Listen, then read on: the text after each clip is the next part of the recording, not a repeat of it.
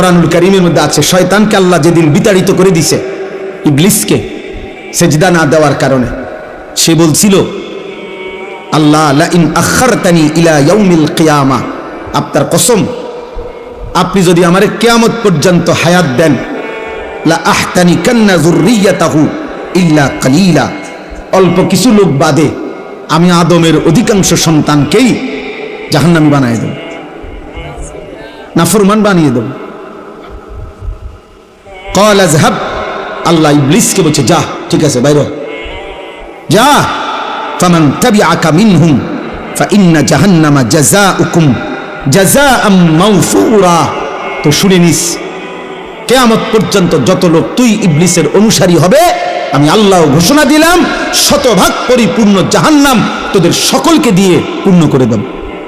যা বলিস, বা বের হ।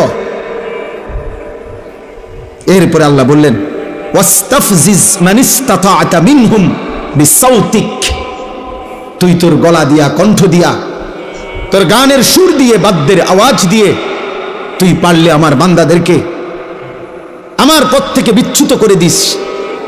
তবে আল্লাহ তাআলা সর্বশেষ বলছে, ইন্না ইবাদি লাইসা লাকা আলাইহিম সুলতানুন, আমার প্রকৃত বান্দা যারা, আমি আল্লাহর গোলামি করে যারা, আমার সিজদা দেবে যারা, তো তোর হাজার চেষ্টায়, কষ্ট, পরিশ্রমেও আমার বান্দাকে এক চুল নাফরমানির রাস্তায় নিতে পারবি না, এটাও আমি আল্লাহ ওয়াদা দিলাম, আমি এটাও ওয়াদা দিলাম। এই জন্য এই আয়াতের তাফসীরের মধ্যে আছে, শয়তানের আওয়াজ, আল্লাহ বলছে তোর আওয়াজ দিয়ে, তোর কণ্ঠ দিয়ে তুই আমার বান্দাদেরকে আমার পথ থেকে সরায় দিস, যা। তো এই শয়তানের কণ্ঠ কি? সাউতুশ শয়তান, শয়তানের আওয়াজ, শয়তানের কণ্ঠ। সমস্ত তাফসীরে লিখছে, যত গান এবং বাদ্য, যত নৃত্য, বাদ্যযন্ত্রের যত গান, সবগুলো শয়তানের আওয়াজ। এজন্য বাদ্যযন্ত্র যারা শুনে, গান যারা শুনে, তারা শয়তানের অনুসারী এবং শয়তানের সাথী। নাউজুবিল্লাহ। এজন্য প্রিয় যুবক, মনে রাখো, আমি আমার কথা শুরু করলাম, প্রিয় ভাই নওজোয়ান সবাই, প্রথম কথা হলো সবগুলো হাতে ধরা মোবাইল বন্ধ করতে হবে।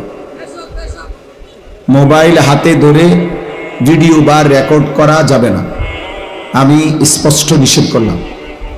একজনও আমার চোখের সামনে, কমপক্ষে যারা, যেতটুকু আমার চোখ পড়ে, এতটুকু নজরের সীমানায় একজনও, ছোট বড় কেউই, হুজুর, পাবলিক কেউই মোবাইল হাতে ধরে ভিডিও বা রেকর্ড করা যাবে না, আমি স্পষ্ট নিষেধ করলাম।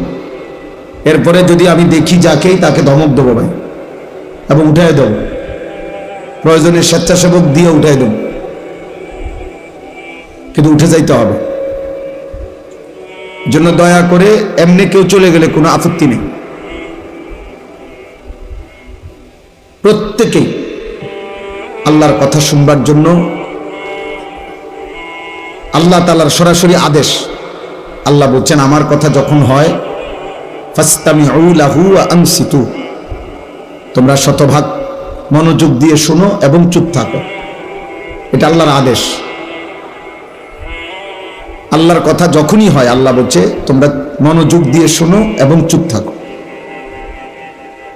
লাআল্লাকুম তুরহামুন, আল্লাহ ওয়াদা দিয়েছেন, তাহলে যদি মনোযোগ দিয়ে শোনো এবং চুপ থাকো, তাহলে অবশ্যই তোমাদের উপরে আল্লাহর রহমত বর্ষিত হবে। রহমত বর্ষিত হবে মানে হলো, এই কথার তাফসীর কি, ব্যাখ্যা কি? ব্যাখ্যা হলো, তাফসীরে লিখছে, অর্থাৎ আল্লাহ তাআলা আল্লাহর কথার উপর তোমাকে আমল করার তৌফিক দিবে, সুযোগ দিবে। এমনিতে তো দোস্ত কম বেশি কথা আমরা সবাই জানি, 10 বছরও যে কোনোদিন 5 ওয়াক্ত নামাজ পড়ে নাই এমন মুসলমানকে জিজ্ঞেস করলো যে নামাজ কয় ওয়াক্ত, সে 5 ওয়াক্তই বলল। 30 বছর ধরে যে মুসলমান সুদ খায়, এমন কোন সুদখোর, হারামখোরকেও যদি বলা হয় যে ভাই বলেন, চাচা বলেন, ভাই সুদ খাওয়া কি, উনিও বলবে হারাম, উনি কোনো মুস্তাহাব বলবে না। তাইলে এতটুকু জানা তো সবাই জানে, কিন্তু ওনার এই জানার দ্বারা তো ফায়দা হলো না। তাহলে ওই শোনাটা, ওই জানাটা ফায়দা হয় যখন সেটা আমলের তৌফিক হয়। আর এর জন্য আল্লাহর কথা মনোযোগ দিয়ে শুনতে হয়। এই জন্য মোবাইল হাতে থাকলে মনোযোগ হয় না, দিল জমে না, অন্তরের কথা কোনোভাবেই ঢোকে না। এই ছবি উঠবে, কতদূর আওয়াজ ক্লিয়ার, কতদূর আওয়াজ ক্লিয়ার না, কতটুকু বোঝা যায়, কতটুকু বোঝা যায় না। শেষে দেখা যাবে কি, তো ভালো হয়েছে না, এটা দে ডিলিট করে দে। তো লাভ হলো কি, আর ফায়দা কি হলো? এটা অর্থবহ তো কোনো উপকার হলো না বাপ। এই জন্য অনর্থক এই কাজটা না করলে ভালো।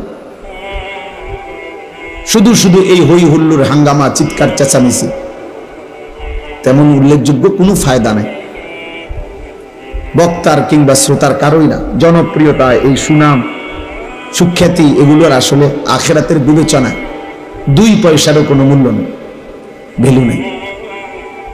আমারে যদি 1 কোটি মানুষও চিনে, আমার কবরের আযাব মাফ তো, তাহলে আমি এটা দিয়ে করবো কি? আমি এই জনপ্রিয়তা দিয়ে কি করব? আমি তো কোনো প্রার্থী না, আমার তো কোনো মার্কা নাই, কোনো একটা নির্বাচনী জনসভা না যে যার যেমনে পারুক ছবি উঠাইলো, এটা করলো, এটা করলো, লাভ মারলো, ফাল মারলো, যে যেটা মন চায় এটা করলো। না ভাইয়া, এটা ঠিক না। আমার যদি 10 কোটি মানুষও চিনে, আপনাদের কারো কবর আযাব মাফ করুন, তাহলে আপনাদের কি লাভ? আমারে চিনলে আপনার কি লাভ? চিনে আমারে না, ফাল মারে নামনে। মানুষ চিনে আমারে, লাফায় হে, তুমি লাফাও কিত্তা, আমারে না চিনে আমি না লাফাবো। এই জন্য নওজোয়ান, আবেগ মানেই যা তা করা, এটা দিন না, এটা ইসলাম না, এটা বিবেকের কাজ নয়, এটা শরীয়ত সম্মত কাজ।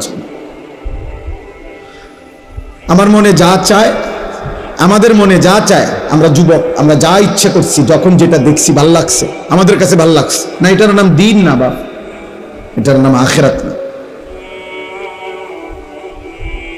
এই জন্য প্রত্যেকের কাছে অনুরোধ করলাম, জায়গা না থাকলে তো আর বসার সুযোগ নাই, যদি জায়গা থাকে কমপক্ষে নিজের জুতার উপরে একসাথ করে 2টা, সেখানে হলেও বসেন। আল্লাহর কথা বসে শুনলে কলিজায় বসে, দিলে জমে, ফায়দা হয়। তামসা দেখার মধ্যে কিচ্ছু আসে যায় না। এ হুজুরের তামসা দেখে গেলাম, হ্যাঁ অনেকের তে শুনছি, অনেক হুজুরের ওয়াজ ফুলাইনে অনেক শুনে, আমিও এই জন্য আইলাম।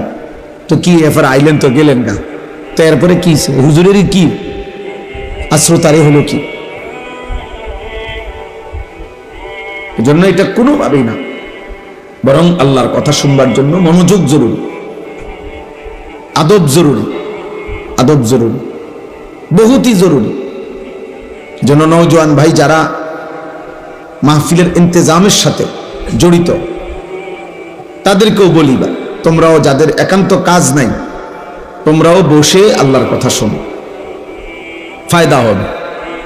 শুধু শুধু এই হাঙ্গামা করার মধ্যে তেমন কিছু, মাথার ঘাম পায়ে পড়ছে এমন অনেক ছেলে হইতে পারে যে একবারে আজকে 3 দিন কোনো হুঁশ নাই, কিন্তু 3 দিনে 1 ওয়াক্ত নামাজ পড়ে নাই। তোমার এই বেহুশি দ্বারা তেমন কোনো ফায়দা নেই। হয়তো খুব দৌড়াদৌড়ি করছে, কিন্তু মাগরিবের নামাজও পড়ে নাই, এশার নামাজও পড়ে নাই, এমন বদনসিব। এরকম আরো 1 লক্ষ বক্তা আসলে গেলে কিচ্ছু আসে যায় না, কিচ্ছু আসে যায় না। শ্রোতা 10 লাখ হইল, আখেরাতে জমা হবে না কিছু তোমার নাম। তুমি তো নামাজই পড়ো না, তুমি তো সেজদাই দাও নাই, তুমি তো এশার নামাজই পড়ো নাই। তো তুমি আল্লাহর জন্য করছো, এই কথার প্রমাণ তো এনেই হয়ে গেছে। যদি তুমি নামাজই না পড়ে থাকো, তো তুমি কিসের আল্লাহর জন্য করছো? কোন আল্লাহর জন্য? এই জন্য সুদা সাপটা কথা, প্রত্যেকে আয়োজক, ব্যবস্থাপক শুধু লাফাইলে হইতো না। আখেরাতে ফায়দা হচ্ছে কিনা, আখেরাতে জমা হচ্ছে কিনা, সেটা দেখার বিষয়। আল্লাহ বলছেন, বান্দা মুমিন খুব খেয়াল করো, প্রত্যেকেই আজকের দুনিয়া থেকে, আজকের দিন থেকে আগামীকালকের আখিরাতের জন্য তুমি কি পাঠিয়েছ। মা কদ্দামাত লিগাদিন, এটা খেয়াল করো, হিসাব করো। হাসিবু ক্বাবলা আন তুহাসাবু। নবী সাল্লাল্লাহু আলাইহি সাল্লাম বলেন, তোমার হিসাব আল্লাহ নেওয়ার আগে তুমি নিজের হিসাব করে ফেলো, তুমি হিসাব করো। এজন্য আমি সাফ বললাম, ইন্তেজামের সাথে যারা জড়িত, যে সমস্ত ছেলেদের বুকে স্বেচ্ছাসেবকের কার্ড, তোমাদের একজন সদস্য যদি আজকের এশার নামাজ পড়ে না থাকো, তুমি এখন গিয়া নামাজ পড়ো। আর নাই তো এই মাহফিলের দোয়া তোমার জন্য করে লাভ কি? মানুষ বাহাবা দিলে কিচ্ছুই তো না। মাহফিল একটা করাইলাম, কিছু লোক হইছে, মানুষ হ্যাঁ লোক হইছে, তার হ্যাঁ তো হইছে, কইছে তো, তারপরে আচ্ছা এটা কইলো আর কি, মানুষে কইলো হ্যাঁ তো লোক হইছে, তখন কি এরপরে আপনারা মাথা তুলে আসবো নাকি? লোক হইছে কইতে কি এটা বুঝি? এই কথাই কদ্দুরের জন্য আমি এত মেহনত করলাম যে মানুষে কইব লোক হইছে। এতটুকু কথার জন্য বুঝি আমার এই কষ্ট, আমাদের এই আয়োজন, কি বলেন এইটার জন্য? হ্যাঁ, এর দ্বারা কি আসে যায়? এর দ্বারা আসে কি? এজন্য এটা জরুরি বুঝা, এটা খেয়াল করতে হবে। আমার আখিরাতে কি জমা হলো, আমার মালিকের কাছে কি জমা হলো? ইরতাহালাতিদ দুনিয়া মুদবিরা ওয়ারতাহালাতিল আখিরাতু মুকবিলা। নবীজি সাল্লাল্লাহু আলাইহি সাল্লাম বলেন, উম্মত, প্রতি মুহূর্তে দুনিয়া তোমার পিছনে যাচ্ছে, প্রতি মুহূর্তে আখিরাত তোমার সামনে আসছে। ফাকুনু আবনা আল আখিরা ওয়ালা তাকুনু আবনা আদ দুনিয়া। অতএব আমার উম্মত, তুমি আখিরাতের সন্তান হও, দুনিয়ার সন্তান হইও না। আল্লাহর নবী বলছে, দুনিয়ার পরিচয় পরিচিত হইও না, দুনিয়ারই পরিচয় থাক। দুনিয়া নিজেই যেহেতু থাকবে না, তো দুনিয়ার পরিচয়ও থাকবে না। ধোঁকা, এই জনপ্রিয়তা, সুনাম, সুখ্যাতি, এগুলো দুনিয়াবি নেতা যারা দুনিয়া কিছু করবে, দুনিয়ার রাজনীতি করবে, পদ পদবি, দুনিয়াবি বিভিন্ন কিছু অর্জন করতে চায়, তাদের জন্য হইতে পারে। কিন্তু আখিরাতের বিবেচনায় এই পদ পদবি, সুনাম, সুখ্যাতি, জনপ্রিয়তা, হুলস্থুল, লাফালাফির কোনো মূল্য নেই, কোনো মূল্য নেই। আমি অনুরোধ করলাম, আবারও বলছি, প্রিয় ভাই নওজোয়ান, এশার নামাজ, ফজরের নামাজ, আজকের সারাদিনের এক ওয়াক্ত নামাজ পড়ো নাই, তোমার মতো ব্যক্তির ভালোবাসায় কোন আলেমের কিচ্ছু আসে যায় না। তুমি ভালোবাসলে কি আসবে যাবে? তোমার ভালোবাসা দিয়ে কি হবে? তুমি তো আল্লাহর দুশমন, তুমি তো নবী সাল্লাল্লাহু আলাইহি সাল্লামের দুশমন, আল্লাহর দুশমন, যার কপালে সেজদা নাই, তো সে তো রবের দুশমন, তো শয়তানের বন্ধু, শয়তানের সহচর। ইন্নামা ইয়াদউ হিজবাহু লিয়াকুনু মিন আসহাবিস সাঈর। আল্লাহ তাআলা কুরআনুল কারীমে স্পষ্ট বলছেন যে শয়তান তার দল বলকে ডাকে সকলকে নিয়ে যেন জাহান্নামী হয়, সকলকে নিয়ে যেন জাহান্নামী হতে পারে। তো শয়তান কোন দিন থেকে শয়তান? যেদিন থেকে সেজদা দেয় নাই। এই জন্য শয়তানের প্রধান সহকারী, ঘনিষ্ঠ সহযোগী ওই নাফরমান, যে নাফরমানের কপালে সেজদা নাই। শয়তান কোন দিন থেকে পরিচিত হয়েছে? শয়তান যেদিন থেকে কি করে নাই? সেজদা দেয়। শয়তানকে শয়তান কেন বলা হয়? তাফসীরে আছে, আল মুবঈদু আনিল হক। 24 ঘন্টা যার অস্তিত্বের মধ্যে, যার প্রতি মুহূর্ত কাটে আল্লাহর নাফরমানি, হক থেকে দূরে সরা, নিজে এবং অনুসারীদেরকে, নিজে এবং সঙ্গীদেরকে আল্লাহ থেকে দূরে সরিয়ে রাখতে, হক থেকে দূরে সরিয়ে রাখতে যার সার্বক্ষণিক প্রচেষ্টা, তাকে বলে শয়তান। এজন্য শয়তানকে শয়তান বলে। অতএব দোস্ত, ফজর থেকে এশা এক ওয়াক্ত নামাজের সেজদা যার কপালে জুটে নাই, তুমি তো তোমার সাথের সহকারী, সহযোগী, বন্ধুদেরকে, সাথের সঙ্গীদেরকে মিলে মিশে আল্লাহর ইবাদত থেকে, বন্দিগির থেকে ফিরায় রাখলা। তাহলে তুমি নিশ্চিত ধরে নাও, হাসরের ময়দানে আর কারোর সাথে সাক্ষাৎ না হলেও ইবলিসের সাথে তোমার সাক্ষাৎ হবে।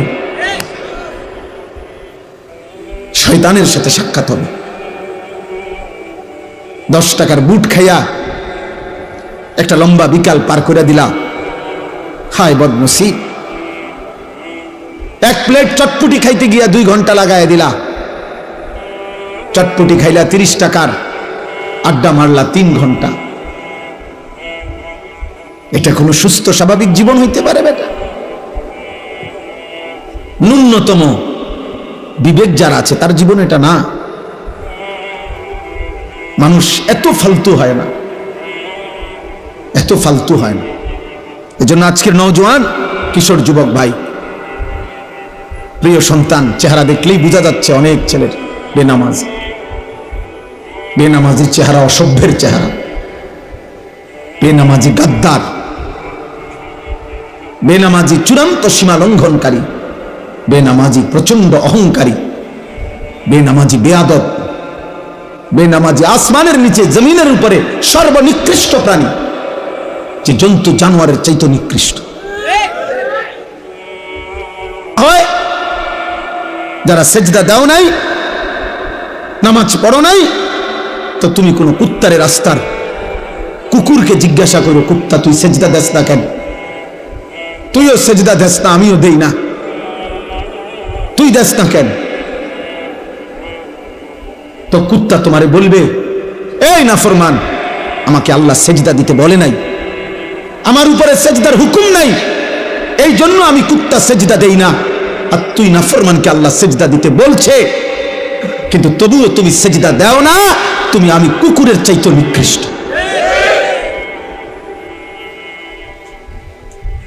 এই জন্য চুল, এই চুলের ফ্যাশন ফিরাইয়া মনে করছো তোমার সুন্দর লাগে। কোন পাগল, কোন ছাগলও তোমার দিকে তাকায় না।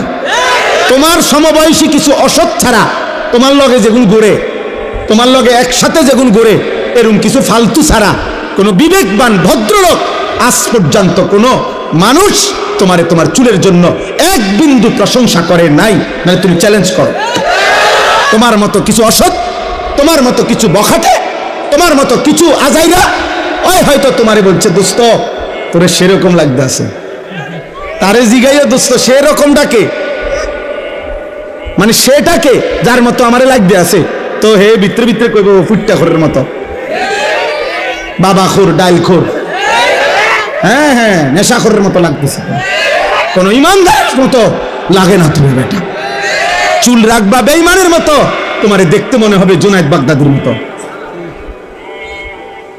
চেহারা সুরত মুশরিকের মতো, তোমারে দেখতে মনে হবে বাইজিদ বুস্তামির মতো। নাকি মানুষে বেকুব, মানুষের বুদ্ধি গিলাইছে, হ্যাঁ মানুষে ভাত খায় না। এজন্য বুঝতে শিখেন, সবাই ভাবেন, সবাই ভাবেন, নিজের উপরে দয়া করেন। 2-4 কলম তো সব ছেলেরাই পড়ছেন, বাবা কি গোড়ার ঘাস পড়ছেন, হ্যাঁ আখলাকি চিনেন না, আখলাকি চিনেন না কেন? মালিক চিনেন না কেন? রব যে চিনে না সে তো মূর্খ, সৃষ্টিকর্তা যে চিনে না সে তো মূর্খ। আল্লাহ তো বলছে জাহেল, আল্লাহ তো বলছে লা ইয়াকিলুন, তার আক্কল নাই, লা ইয়াফকাহুন, তার বুঝ নাই, লা ইয়ালামুন, তার কোনো জ্ঞান নাই। তো মূর্খ, যে মনিব চিনে না, যে বানানেওয়ালা চেনে না, যে সৃষ্টিকর্তা চেনে না, যে রব চেনে না, 24 ঘন্টা যিনি তাকে লালন করে, এমন মহান মেহেরবান রব যে চিনে না, খোদার কসম সে আহাম্মকার বেওকুফ ছাড়া, মূর্খ ছাড়া আর কিচ্ছু না। 2-4 শব্দ এই যেগুলা পইরা মনে করছে অনেক ভাত খাইবা, এই ভাত মূর্খও খায়। তুমি তো মনে করছো কিছু পড়ালেখা কইরা মনে করছো বাড়ি গাড়ি করবা, দুনিয়া ভোগ করবা, তোমার চাইতে বেশি দুনিয়া মূর্খ বকলম, নাম দস্তখত করতে জানে না, টিপসই দেয়, এরকম পৃথিবীতে কোটি কোটি মানুষ আছে, হাজার হাজার কোটি কোটি টাকার মালিক যে টিপসই দেয়, যে নামও লিখতে জানে না। তো ওই দুনিয়া ভোগ করে কেমনে? ওই নেতাগিরি করে কেমনে? ওই বিল্ডিং করলো কেমনে? ওর টাইলস লাগাইলো কা? ওই ওর ঘরে তো প্রত্যেক রুমে ফ্রিজ, এসি, ওই দিয়ে 1 কোটি টাকা দামের গাড়ি চড়ে। আমি তো দেখছি হেরে যে পিএইচডি হোল্ডার, তার অধীনে চাকরি করে, পিএইচডি ডিগ্রিধারী, ডক্টরেট ডিগ্রিধারী, হেরে স্যার কয়। আমি নিজে নিশ্চিত জানি, আমার পরিচয় করে বলছে এবারটা স্যার কি তাই তার বাপও বোঝে না। কিচ্ছু জানে না, ভাই কিচ্ছু জানে না, ভাই পুরা মূর্খ। কিন্তু বেচারার অধীনে শিক্ষিত উচ্চ শিক্ষিত ব্যক্তি চাকরি করে, উনি বেতন দেয়, মূর্খ নিয়ে বস। দুনিয়া মালিক যারে চায় তারে এমনি দেয়। হাতিকে আল্লাহ তাআলা প্রতিদিন, প্রাণীবিদ্যা গবেষকদের কথা হলো হাতি একদিনে 250 কেজি খাবার খায়। জঙ্গলের হাতি 250 কেজি, 90 লিটার পানি পান করে হাতি। তাইলে বলেন দুনিয়া হাতি বেশি ভোগ করে না? কথা বলেন না কেন? তাহলে একটা তিনি কমপক্ষে 200 জন সামর্থ্যবান পুরুষের সমপরিমাণ খাবার একবারে খায়। তাহলে দুনিয়া আমরা কোথায় বেশি ভোগ করলাম বলেন? কোথায় বেশি ভোগ করলাম? কোরআনুল কারীমের মধ্যে আছে, শয়তানকে আল্লাহ যেদিন বিতাড়িত করে দিছে, ইবলিসকে সেজদা না দেওয়ার কারণে, সে বলছিল আল্লাহ লা ইন আখারতানি ইলা ইয়াউমিল কিয়ামা, আপনার কসম আপনি যদি আমারে কিয়ামত পর্যন্ত হায়াত দেন, লা আহতানিকান্না যুররিয়াতাহু ইল্লা কালিলা, অল্প কিছু লোক বাদে আমি আদমের অধিকাংশ সন্তানকেই জাহান্নামী বানিয়ে দেব, নাফরমান বানিয়ে দেব। ক্বাল আযহাব, আল্লাহ ইবলিসকে বলছে যা, ঠিক আছে বাইরে যা। ফামান তাবিআকা মিনহুম ফাইন্না জাহান্নামা জাযাউকুম জাযাআম মাওফুরা। তো শুনে নিস, কিয়ামত পর্যন্ত যত লোক তুই ইবলিসের অনুসারী হবে, আমি আল্লাহ ঘোষণা দিলাম শতভাগ পরিপূর্ণ জাহান্নাম তোদের সকলকে দিয়ে পূর্ণ করে দেব। যা বলিস, বা বের হ। এরপরে আল্লাহ বললেন ওয়াস্তাফজিজ মান ইসতাতা'তা মিনহুম বিসাউতিক, তুই তোর গলা দিয়া, কণ্ঠ দিয়া, তোর গানের সুর দিয়ে, বাদ্যের আওয়াজ দিয়ে তুই পারলে আমার বান্দাদেরকে আমার পথ থেকে বিচ্যুত করে দিস। তবে আল্লাহ তাআলা সর্বশেষ বলছে ইন্না ইবাদি লাইসা লাকা আলাইহিম সুলতানুন, আমার প্রকৃত বান্দা যারা, আমি আল্লাহর গোলামি করে যারা, আমার সেজদা দেবে যারা, তো তোর হাজার চেষ্টায় কষ্টে পরিশ্রমেও আমার বান্দাকে এক চুল নাফরমানির রাস্তায় নিতে পারবি না, এটাও আমি আল্লাহ ওয়াদা দিলাম, আমি এটাও ওয়াদা দিলাম। এজন্য এই আয়াতের তাফসীরের মধ্যে আছে শয়তানের আওয়াজ, আল্লাহ বলছে তোর আওয়াজ দিয়ে, তোর কণ্ঠ দিয়ে তুই আমার বান্দাদেরকে আমার পথ থেকে সরায় দিস, যা। তো এই শয়তানের কণ্ঠ কি? সাউতুশ শয়তান, শয়তানের আওয়াজ, শয়তানের কণ্ঠ। সমস্ত তাফসীরে লিখছে যত গান এবং বাদ্য, যত নৃত্য বাদ্যযন্ত্রের যত গান, সবগুলো শয়তানের আওয়াজ। এজন্য বাদ্যযন্ত্র যারা শুনে, গান যারা শুনে, তারা শয়তানের অনুসারী এবং শয়তানের সাথী। নাউজুবিল্লাহ। এজন্য প্রিয় যুবক মনে রাখো, আমি আমার কথা শুরু করলাম, আমার দোস্ত, আমার নওজোয়ান ভাই, হাদিসের মধ্যে আছে নবীজি সাল্লাল্লাহু আলাইহি সাল্লাম বলছেন শেষ জামানায় আমার উম্মতের মধ্যে 3টা পাপ অধিক হবে। 1 নাম্বার হলো নর্তকী, মানে মহিলা গায়িকা, গান বাদ্য বেড়ে যাবে। 2 নাম্বার হলো জিনা ব্যভিচার বেড়ে যাবে। 3 নাম্বার হলো শরাব, মদ পান বেড়ে যাবে। নারী, নেশা, গান বাদ্য, এই 3 জিনিস এক খতিয়ানের। তাইলে এখানে আল্লাহ তাআলা বললেন, নবী সাল্লাল্লাহু আলাইহি সাল্লাম বললেন, আশ্চর্য ভয়ঙ্কর কথা ভাই, ছেলেরা তোম করে ধমক দিবারও কেউ নাই বাপ। আহা বদনসিব, অনেক 365 দিনে এমন অনেক ছেলে আসো যে কোনোদিন খোদার একটা বছরে ফজরের নামাজ পড়ো নাই, কিন্তু আপন মাও কোনোদিন ডাকে নাই, বাবাও ডাকে নাই। কপা মন্দ, কপা দুর্ভাগা, বদনসিব, তুমি দুর্ভাগা। মা তোমাকে ভুলে গেছে, বাপ তোমাকে ভুলে গেছে, এই দেশ তোমাকে ভুলে গেছে, এই জাতি তোমাকে ভুলে গেছে। সবাই মিলে তোমারে বলছে যা, তোরে ছেড়ে দিলাম, তুই আল্লাহর নাফরমানির পথে থাক। নারী দেখ, ছবি দেখ, উলঙ্গ দৃশ্য দেখ, রাতভর মোবাইল দেখিস, যতক্ষণ সজাগ থাক, দেখ ছবি দেখ, উলঙ্গ ছবি দেখতে দেখতে শরীর নাপাক করে ফেল, হারাম বীর্যপাত করতে করতে শরীর শেষ করে দে। তোর চুল তোর মতো, তোর চেহারা তোর মতো, তোর রাত কাটবে তোর মতো, তোর দিন কাটবে তোর মতো। আয় নাফরমান, তোমার কি একবার ওইটা মনে পড়লো না যে কিরে আমি এমন দুর্ভাগা কেমনে হইলাম, আমার এদি আমার মা বাপও কুদ্র আল্লাহর দিকে ডাকে না। হ্যাঁ, আমার একটা বছর পার হয়ে গেল, আমি একদিনও 5 ওয়াক্ত নামাজ পড়লাম না। মুসলমানের ঘরে আমি এমন হাইওয়ান কেমনে হইলাম? আমার এটা খুব চিন্তা লাগে, মানে কিভাবে সম্ভব? আমি বহুত ভাবছি এটা, কিভাবে সম্ভব? আমার এটা মনে হইলে মাথাটা গরম হয়ে যায়, অস্থির লাগে যে আরে দুর্ভাগ আছে বেচারারে, ডাকার মতো কেউ নেই। তার মা তারে ভুলে গেছে, বইয়া বইয়া অপেক্ষা করতে আছে, তারা বিদেশ যাবি কোন দিন, পয়সা কামাইবি কোন দিন, কামে লাগবি কোন দিন, দোকানদারি করবি কোন দিন, বাইক বিল্ডিং করব, তোর জেডায় জমি বেচবো, রাস্তার লগে 10 শতক জমি কিনবো তোর টাকা দিয়া, দোতলা বিল্ডিং করবো হেতের টাকা দিয়া, আর চা দোয়ানে গপ মারিব কাকায়। আল্লাহর রহমতে আমরা দোয়ায় তে বিদেশে একটা ভালো লাইন করছে, এখন আল্লাহর রহমতে হ্যাঁ মাসে মাসে টাকা দিতে আছে। ইট কিনছি কোগা, দোয়া করেন, খাস করে দোয়া করবেন, এমন দোয়া যাতে ইট মাটি হয়ে যায়। আগে তো ইটে ছিল, এখন খাস দোয়ায় মাটি হয়ে যাবে, রড যাতে বালু হয়ে যায়, এমন দোয়া করবে। খাস দোয়া তোমার জন্য এই অপেক্ষায় আছে। নাই তো মা তোমারে ডাকে না কেন, বাবা তোমারে ফিরায় না কেন? তোমার আল্লাহ নাই, তোমার কোনো বানানেওয়ালা নাই, তোমার কোনো নবী নাই। তোমার নবী তো তিনি যিনি 23 বছর টানা আমাদের জন্য কেঁদেছেন, রাতের পর রাত। আম্মা জান আয়েশা নবীর স্ত্রী বলছেন, হাত্তা তাওয়াররামাত কাদামাহু, এই পরিমাণ কাঁদতেন নবীজি রাত্রিবেলা,